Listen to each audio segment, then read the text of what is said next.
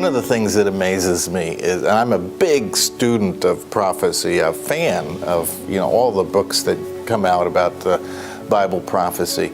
But one of the things I've noticed is that almost all of them dwell on one aspect of prophecy, and that is what comes next. What comes next? It's all people apparently want to know about is what is the next thing in Bible prophecy that we're going to see unfold.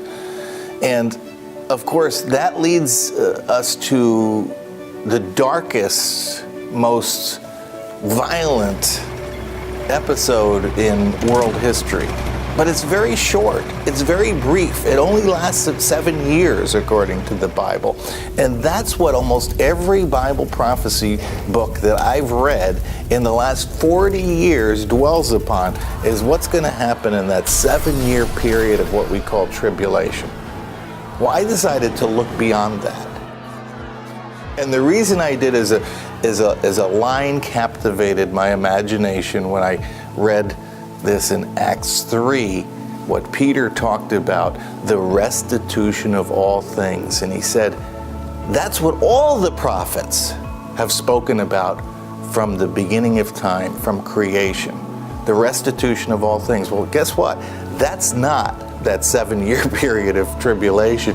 That's the period when Jesus returns to rule and reign over planet Earth.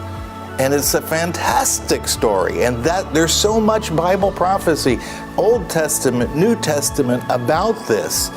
It's what Jesus speaks about. It's what Jeremiah and Isaiah speak about. And what they're talking about is a period of 1,000 years of peace, prosperity, justice, and so forth. And it's also a period that believers are going to experience. Not just today's believers, not just the believers when Jesus comes back, but all believers from all time.